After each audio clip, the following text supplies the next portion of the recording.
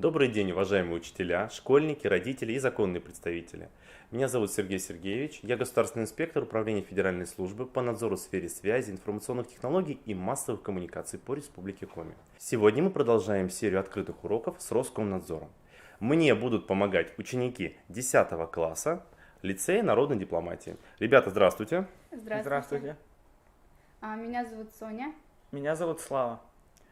Ребят, давайте с вами поговорим, и присутствующие в зале. Чем занимается Роскомнадзор?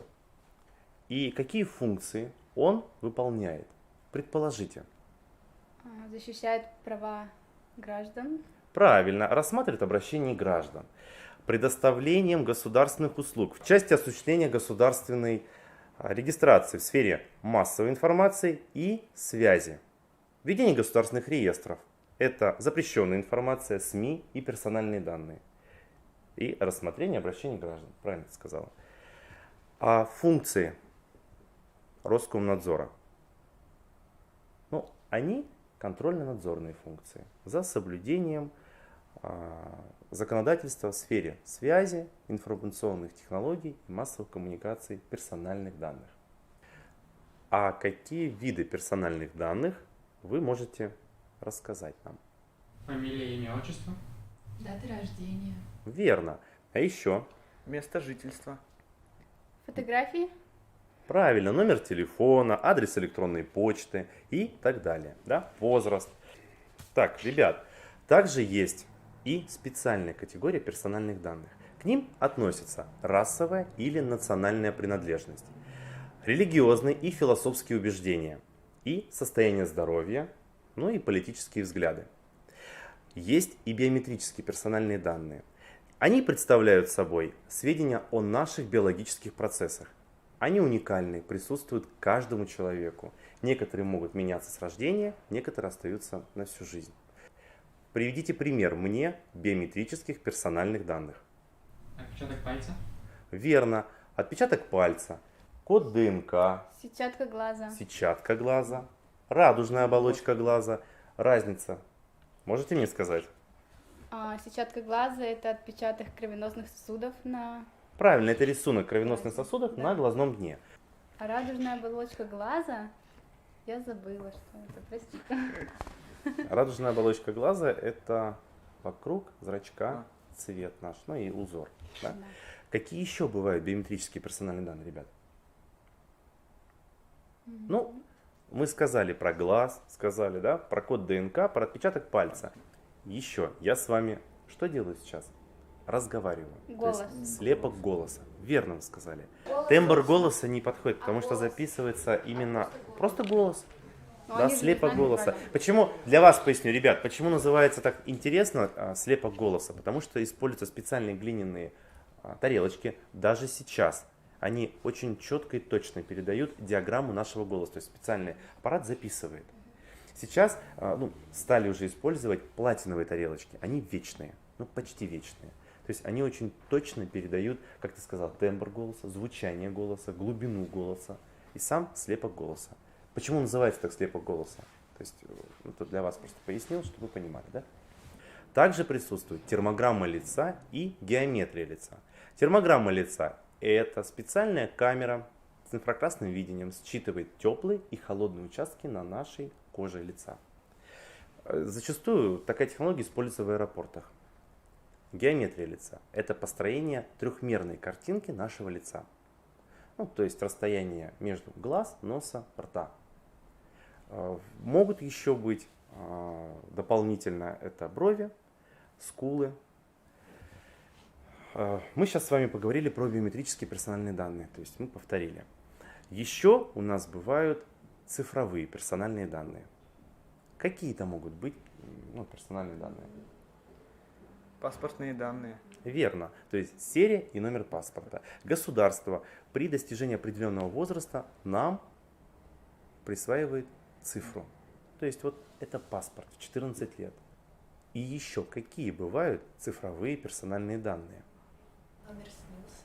Правильно, номер СНИЛСа. Медполис. Верно, номер ИНН. Правильно.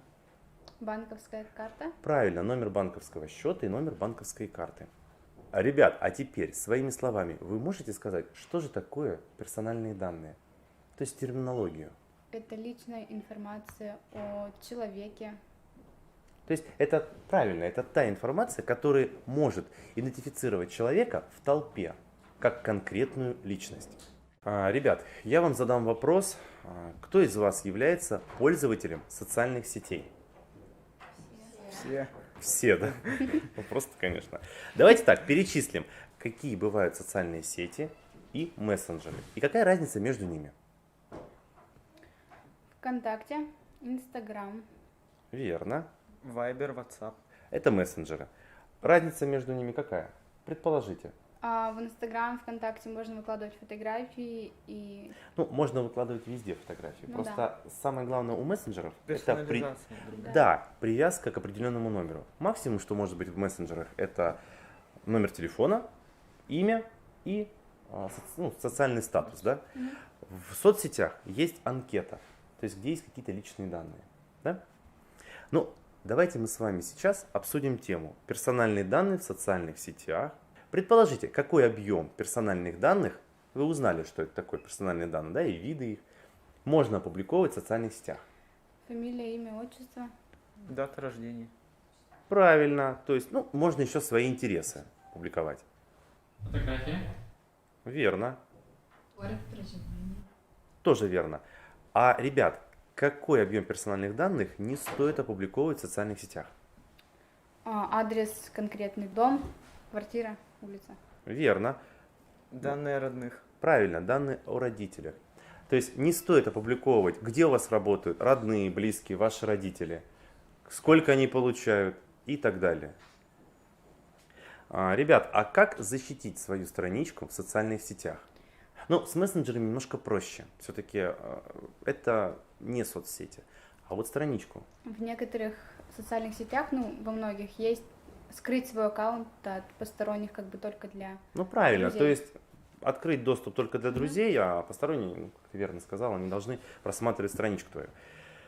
Я добавлю, также желательно не приглашать посторонних лиц, может быть, взрослее вас, либо странички, которые невозможно идентифицировать. Также предлагаю пользоваться безопасным соединением, пользоваться проверенными сайтами, устанавливать антивирусные системы на ваш компьютер.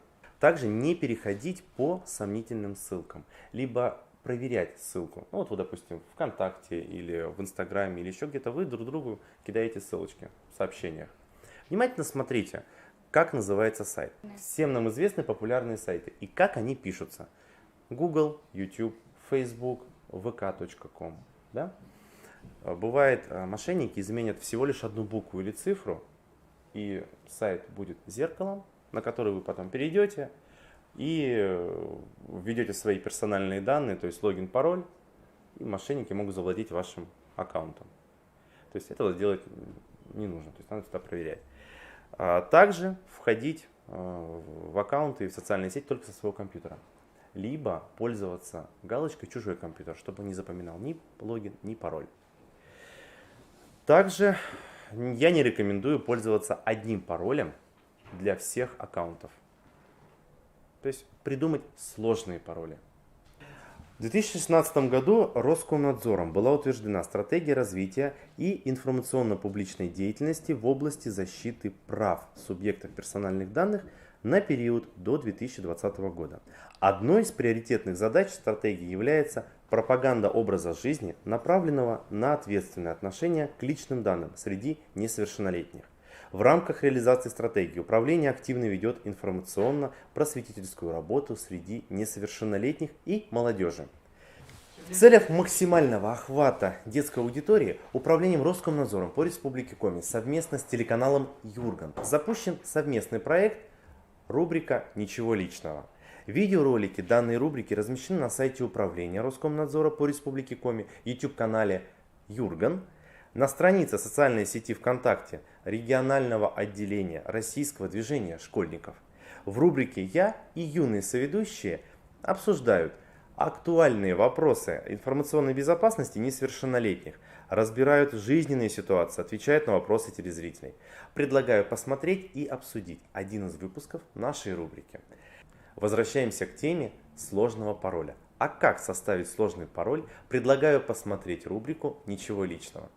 Добрый день, дорогие телезрители! В эфире рубрика «Ничего личного» и я ее ведущий Сергей Лимонов, государственный инспектор управления Роскомнадзора по Республике Коми. В нашей рубрике мы рассказываем, как защитить свои персональные данные и обсуждаем некоторые риски при их использовании и размещении. Нашу рубрику я буду вести не один. Представляю своего юного соведущего Никиту Степанова. Никит, здравствуй! Всем привет! Никит, а какая часто встречающаяся проблема в сети интернет? Это взлом аккаунтов и кражи паролей. Вот только недавно у моего друга взломали аккаунт. Действительно, это часто встречающаяся ситуация. А вот мне интересно, а почему люди хранят конфиденциальную информацию, допустим, в своих аккаунтах, в облачном хранении, на своей почте? И вообще, что такое конфиденциальная информация? Это свои фотографии, документы, персональные данные. Их очень легко там хранить, потому что в любой момент с любого устройства ты можешь зайти и найти их на своем аккаунте. Никит, мы с тобой в предыдущей рубрике обсуждали, что если ты пользуешься чужим гаджетом, то необходимо ставить галочку «Чужой компьютер» и выходить со своего аккаунта, либо с профиля. Это раз. А как ты думаешь, как усложнить злоумышленникам взлом твоей почты или твоего аккаунта? Нужно придумать очень надежный пароль. Часто пользователи используют простые пароли для аккаунтов к ресурсам, которые не представляют для них особой важности. Тем не менее, сложные пароли необходимо использовать для всех ресурсов, так как один взломанный аккаунт может быть использован злоумышленниками для доступа к другим связанным аккаунтам, защищенным более сложными паролями. Надежный пароль – это не просто пароль, который сложно угадать. Это еще и пароль, который легко запомнить. Хотя сегодня существуют специальные программы, позволяющие генерировать и сохранять пароли на памяти устройства. Это очень просто. Никит, а давай покажем нашим телезрителям самые популярные пароли в сети интернет.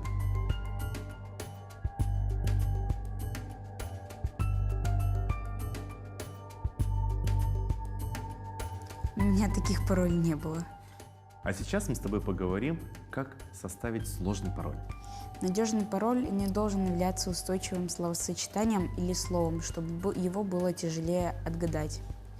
Также на своем аккаунте лучше установить двухэтапную аутентификацию, чтобы его было сложнее взломать. А еще надо на каждый свой аккаунт иметь отдельный пароль. Ты прав, необходимо менять пароли ко всем аккаунтам раз в 3-6 месяцев. А еще надо сразу же поменять пароль на всех аккаунтах при попытке взлома одного из них. Никит, а теперь поговорим о способах составления надежного или сложного пароля. Для получения сложного пароля, но легко запоминающегося, можно использовать любое слово, зашифровав его с помощью одного из следующих методов. Транслитерация. Если взять любое слово русского языка и набрать его на клавиатуре латинской раскладкой, то получится бессмысленное сочетание символов. Например, вы видите на экране. Это слово «Конституция». К сожалению, этот метод плохо подходит для устройств с виртуальной клавиатурой, где отсутствует двойная подпись клавиш. Второе. Смещение по клавиатуре. Если при написании слова каждый раз смещаться по клавиатуре на одну клавишу влево, мы используем простое смещение. Например, вы видите на экране это слово «Сыктывкар». Если менять направление смещения по или против часовой стрелки, мы используем сложное смещение. Например, вы тоже видите на экране это слово «Мань-Папунёр». А ты знаешь, что это? Мань-Папунёр – это столбы выветривания в Печорно-Лыжском заповеднике. Я тебя дополню немного. Эти столбы выветривания считаются одним из 7 чудес России. И правильно ты сказал, они находятся в Печорно-Илочском государственном биосферном заповеднике. Третье. Акроним. Если взять первые буквы слов из известной фразы, то мы получим акроним, который можно использовать в качестве пароля. Например, вы видите на экране это первые две строки из поэмы Пушкина «Руслан и Людмила». У лукоморья дуб зеленый, золотая цепь на дубе том. Четвертое. Известные последовательности. Также для составления пароля можно использовать первые буквы известных последовательностей слов. Например, это 12 месяцев. Всегда можно усложнить последовательность, например, изменив направление и величину шага. Это последовательность месяцев, наоборот и через один. Пятое. чередование символов. Любой пароль можно усложнить, добавив последовательность цифр или знаков, которые можно чередовать с зашифрованным словом. Например, вот вы видите слово «земля». Ну что, Никит, придумал себе сложный пароль? Да, неплохой, но я правда его не скажу. А как вы относитесь к защите своих персональных данных? Пишите нам на электронную почту, а мы с Никитой в следующей рубрике обсудим вашу ситуацию. Я бы также порекомендовал ознакомиться с правилами защиты персональных данных на портале персональныеданные.дети. Там много интересного есть, даже тесты, задачки и много разной информации. А сейчас мы с вами поговорим о наиболее важной теме, такой как родительский контроль. Ведь родители – это самые главные и важные люди в вашей жизни. Сеть таит в себе много опасностей. Обязательно нужно поговорить с детьми, объяснить, что могут возникать различные неприятные ситуации и то, как из них лучшим образом выходить. Помните, что безопасность ваших детей в интернете на 90% зависит именно от вас. Для лучшего взаимопонимания и устранения возможных недоразумений необходимо установить некоторые ограничения для самостоятельного входа в сеть интернет. Обсудить это с детьми, чтобы они понимали необходимость подобных запретов. Тогда вместе вы обязательно сможете сделать прогулки ребенка в сети более безопасными. Должно быть доверительное отношение между родителями и детьми. Ведь посещать любимые сайты можно и вместе. Родителям я рекомендую создать на компьютере учетную запись с ограниченным правом доступа. Также подключить детский интернет. Либо родители могут самостоятельно ограничить доступ к некоторым сайтам. Также в настройках учетной записи можно выбрать время, когда дети могут пользоваться данной учетной записью. Управление доступом к игровым приложениям. Установить запрет на использование отдельных программ. И просмотр отчетов о работе ребенка за компьютером. Что нужно делать и как поступать, чтобы потом за свои поступки не было стыдно? Чтобы потом никто плохого не мог сказать о них. Предлагаю посмотреть нашу рубрику «Ничего личного». Береги честь с молоду. Добрый день, дорогие телезрители! В эфире рубрика «Ничего личного». И я ее ведущий Сергей Лимонов. В нашей рубрике мы рассказываем, как защитить свои персональные данные и обсуждаем возможные риски при их опубликовании и размещении. Нашу рубрику «Ничего личного» я веду не один. Представляю своего юного соведущего Петра Романова. Петр, здравствуй! Всем привет! Петь, а ты слышал выражение такое «береги честь с молоду»? Конечно, слышал. Я недавно прочитал повесть «Капитанская дочка» Александра Сергеевича Пушкина. Там как раз начинается с эпиграфа «Береги честь с молоду». Ну а как ты понимаешь это выражение? Я понимаю, что нужно совершать те поступки, за которые ты можешь гордиться, и тебе не будет стыдно за них. Несмотря на то, что с момента создания этого произведения нашим великим классикам русской литературы прошло более века, данное высказывание, а если быть точнее, пословица, она, кстати, звучит так: «Берегите платье с нову, а честь с молоду», и является до сих пор актуальной. Вот мы с тобой как раз сегодня и поговорим о цифровом следе и цифровом имидже в сети интернет. Цифровые следы – это портрет, состоящий из ваших фото, видео, высказываний, публикаций. Запятнанный цифровой след может серьезно сказаться на отношениях с людьми, карьере, планах на будущее. Все, что человек размещает о себе в интернете, например, анкетные данные, сообщения, фото, видео, статусы – это его цифровые следы. Ваши цифровые следы могут копировать, сохранять, передавать, распространять другие пользователи, иногда даже не догадываясь об этом. При этом создается цифровая тень вашего цифрового следа. Цифровые следы и их цифровые тени как раз формируют наше цифровое наследие. Которые рано или поздно могут всплыть на поверхность. Верно. Ведь ни для кого не секрет, что при приеме на работу сотрудника работодатель проверяет его аккаунты в социальных сетях. Но и не только ведь работодатель, ведь могут новые друзья или девушка проверить твою страничку в социальных сетях. Нецензурная лексика, агрессивные или нелицеприятные высказывания, грамматические ошибки, откровенные фото или видео, негативная информация о коллегах или о месте работы может сыграть с вами злую шутку, даже если в реальной жизни вы совершенно не такой. А иногда необдуманное поведение может привести к большим проблемам, например, к потере работы. Правильно, ведь недавно был случай, когда преподаватель потерял свое место работы из-за фотографий в купальнике. Так как же сохранить свою цифровую репутацию? Петя, прежде чем лайкнуть, запостить, перепостить понравившуюся информацию, ты задай себе вопрос, а сможешь ли ты эту информацию рассказать людям или большому количеству людей? Если твой ответ будет не совсем утвердительный, то, наверное, лучше этого не делать, правильно? Опубликовывая ваш личный контент, например, фото, видео, комментарий к постам и иное, подумайте, а для чего вы это делаете и для кого? С кем вы готовы разделить личную для вас информацию, а кому лучше не стоит ее показывать? Опубликованный вами контент может быть скопирован или сохранен неограниченным кругом лиц неограниченное количество раз. Поэтому даже если вы удалите данный контент, он может всплыть в будущем. Помните, в словосочетании «виртуальная реальность» второе слово как нельзя лучше охарактеризовывает данное выражение и раскрывает его суть. В предыдущих рубриках вы рассказывали, как защитить свою страницу от посторонних людей. А еще многое другое. Сеть интернет, несмотря на свое удобство, не сможет защитить так, как мы, наши персональные данные. А как вы относитесь к защите своих персональных данных? Пишите нам на электронную почту, а мы с Петей в следующей рубрике обсудим эту ситуацию. Защита прав несовершеннолетних является одной из наиболее значимых сфер деятельности Роскомнадзора, которая реализуется посредством исполнения надзорных полномочий, а также в ходе профилактической деятельности. В целях ограничения несовершеннолетних от деструктивной информации Роскомнадзор ведет непрерывную работу по выявлению и блокировке запрещенного контента. Мониторинг средств массовых коммуникаций осуществляется специалистами Роскомнадзора совместно со специалистами подведомственного учреждения Главный радиочастотный центр.